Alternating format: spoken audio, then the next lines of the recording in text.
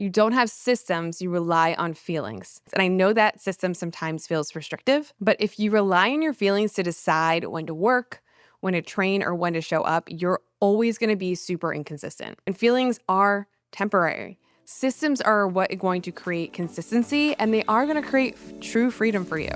Welcome to What If It All Goes Right, the show for high achievers who are ready to stop fearing the worst and start stepping into their power.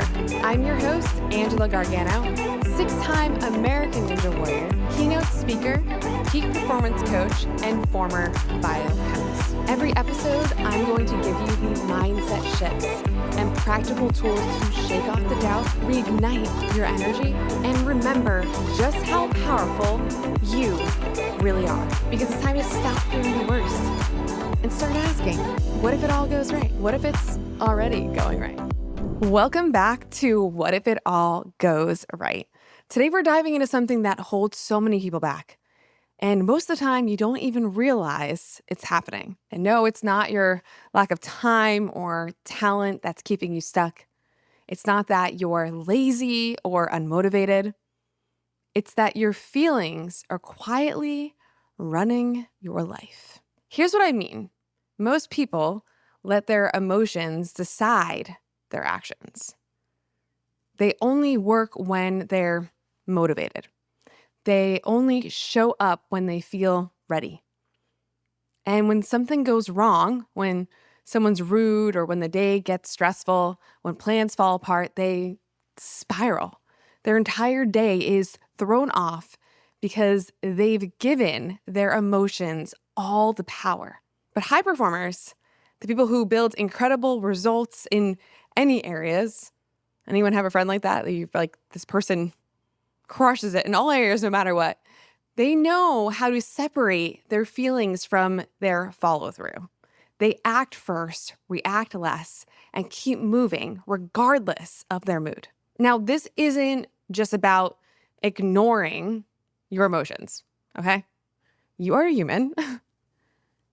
You'll have off days, you'll have low energy, you'll have bad moods.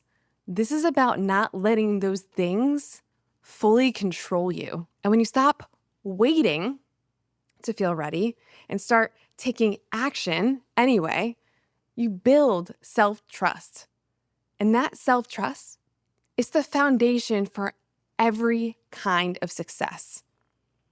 So if you've been letting your emotions dictate your effort or mood, or they really help you take over your entire day, this episode is your wake-up call.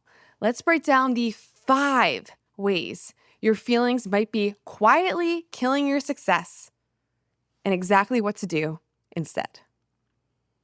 So the first one is you let your mood decide your actions. You see, most people act based on how they feel. And that's mistake number 1. I'm tired. I'm not in the mood. I'll start tomorrow. That sound familiar to anyone listening to this right now? I know I've done it. When you let your emotions lead, your entire life becomes reactionary. You move when it's convenient and you quit when it's hard. But real success doesn't work that way. It's built on showing up when you don't feel like it. And the truth is, you'll never always feel ready.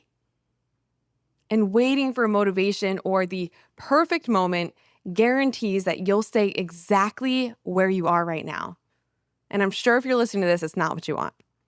High performers have emotions too. They just don't let those emotions make the decisions. They've trained themselves to act based on commitment, not comfort. So the next time that your brain says, I don't feel like it, I want you to just pause and have a conversation with yourself. Ask, what would the version of me who already achieved my goal do right now? Then do that thing, even if it's small, and honestly, especially when it's small. Taking action when you're tired, when you're distracted or frustrated, it's going to help you build the discipline. And discipline is freedom. It's the ability to move forward regardless of how you feel. And you can't always control your emotions, but you can control your effort. And that's what separates progress from procrastination. A reminder, you are human, you have permission to feel, but we just don't want this to take over your life so that you're becoming paralyzed and not getting started or doing that thing. The second piece here is motivation isn't reliable. Action is. Everyone always asks me, Angela, how are you so motivated? But let's be real, motivation is one of the most overrated concepts out there. People treat it like this magical spark that suddenly appears and makes everything easy, but that's not how this works. Motivation doesn't show up first. It shows up after you start moving. Action creates motivation. It creates momentum.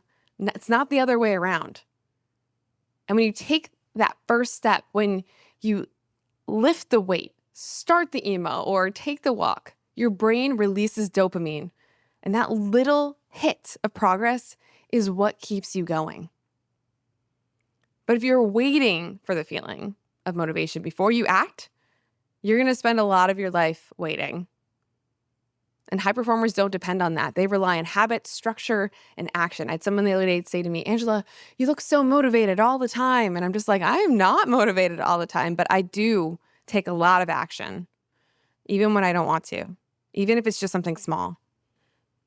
So when you wake up and think, I don't feel like doing this, remind yourself you don't need to feel like doing it.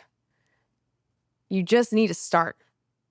And once you're in motion, everything else follows. And I think a lot of us know that. It's just a reminding our brain over and over again about that. Motivation is going to come and go.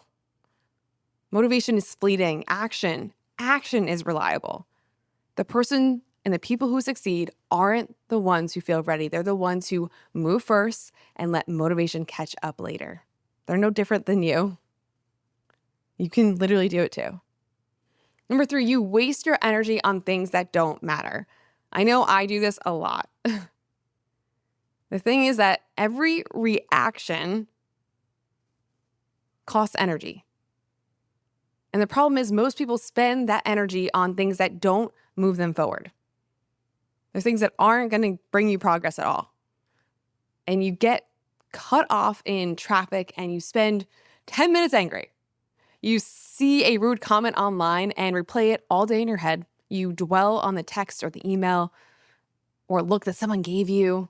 And suddenly you lost hours of your focus and you could have been using it to build your own goals.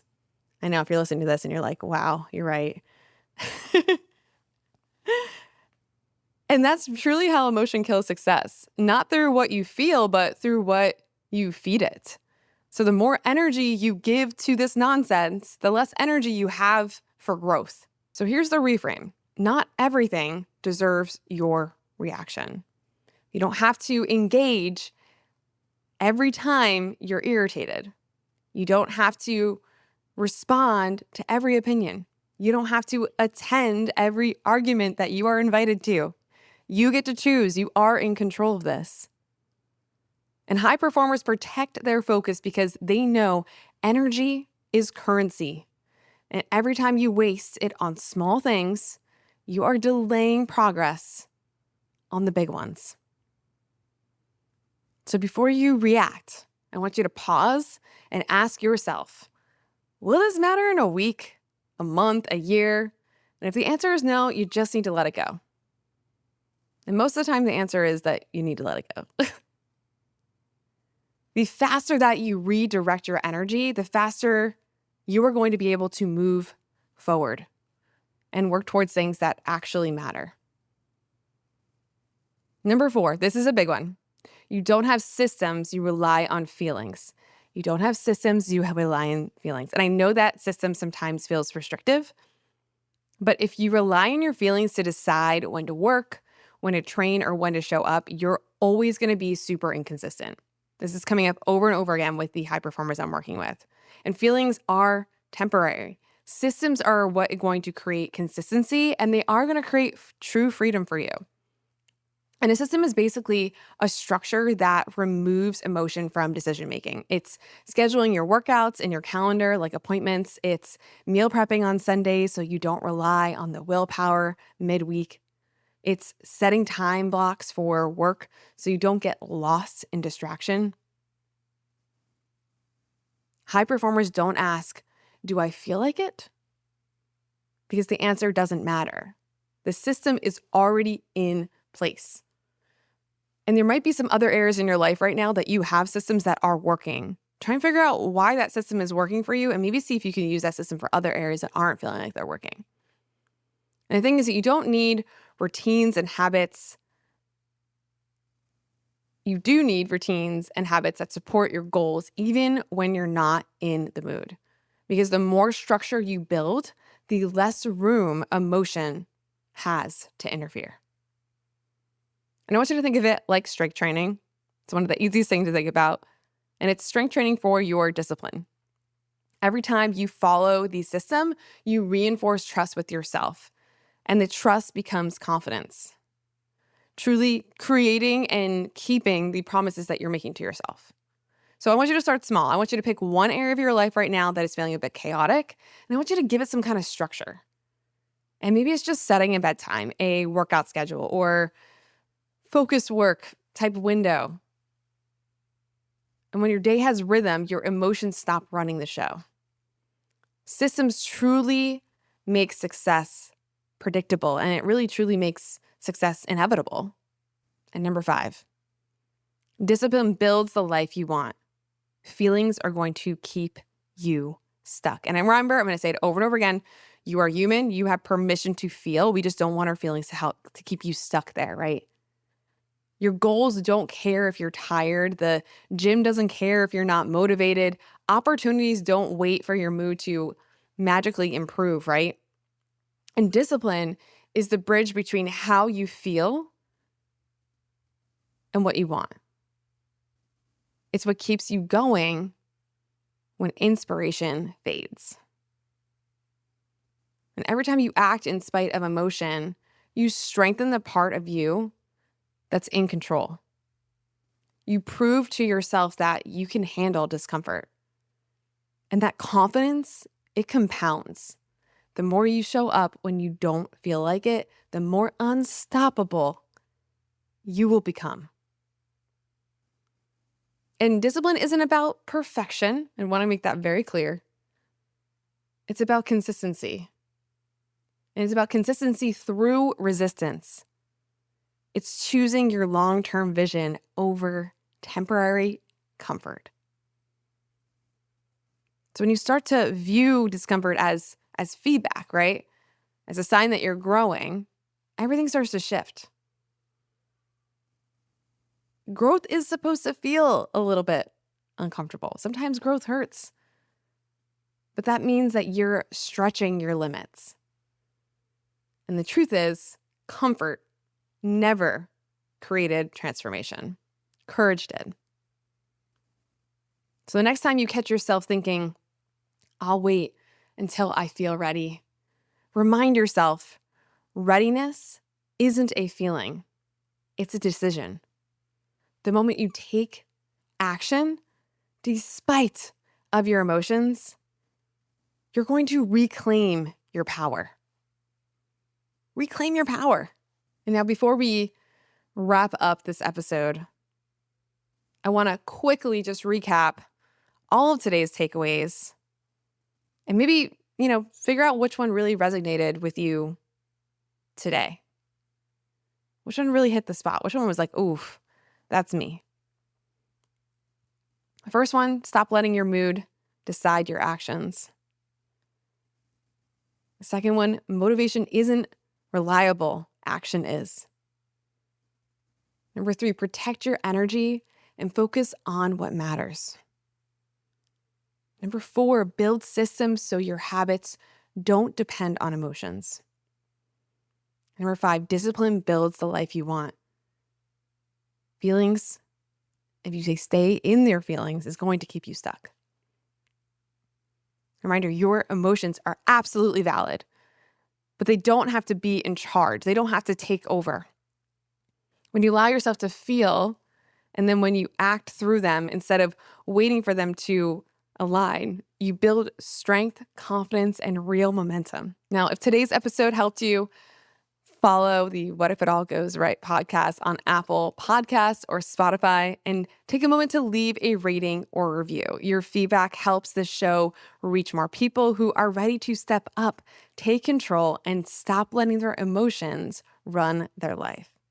Share this with someone who needs this reminder that consistency beats mood every single time.